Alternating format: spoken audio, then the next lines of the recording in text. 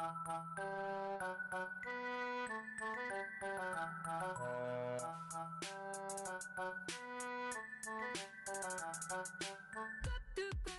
аралап көрүп калдым мамалап, капа толгон көздөрү кара турду жалдырап, капа толгон көздөрү кара турду жалдырап.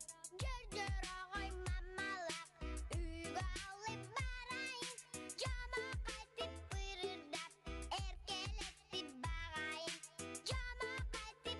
Саламатсыңарбы балдар? Бүгүнкү сабакта силер менен кайталоо сабагы болмокчу.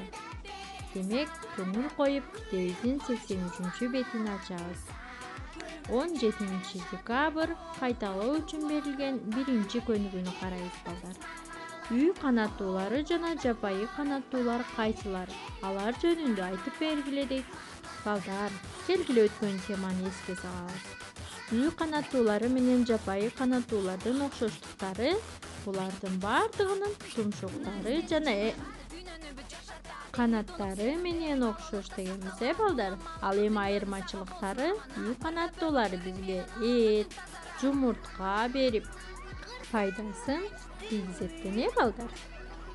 Андан кийин балдар, экинчи көнүгүүдө көп чекиттердин ордуна д мүчөсүн толуктап жазгыла дейт. Экинчи көнүгүүдөн 4 сүйлөмдү аткаргыла балдар. Короз кыйкырып, элди ойготту, балдар. Д мүчөсү бул жерде өзгөрүп кетти. Дал ушундай кылып 4 сүйлөмдү жазабыз. Андан кийин 3-чү көнүгүү.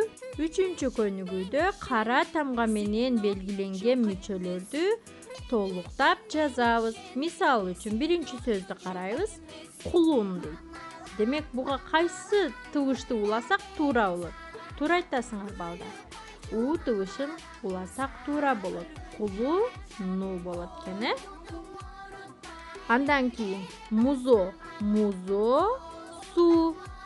Дал ушундай кылып, бул көнүгүүнү дагы аткарып мага жөнөтөсүңөр. Андан кийинки сөздү дагы карайбыз. Козу, су. Түшүнүктүү эле болду деп ойлойм, балдар. Андан кийин келгиле 4-чү көнүгүүнү карайбыз. Бул жерде ашык сөздөрдү тапкыла дейт. Бул жерде таблица берилген. Биринчи таблицаны карайбыз, балдар. Кайсы сөз ашыкча деп ойлойсуңар? Карагыла, бардыгы жаныбарлардын аттары экен, Мен ойлойм, бул жерде илбирс деген ашыкча сөз.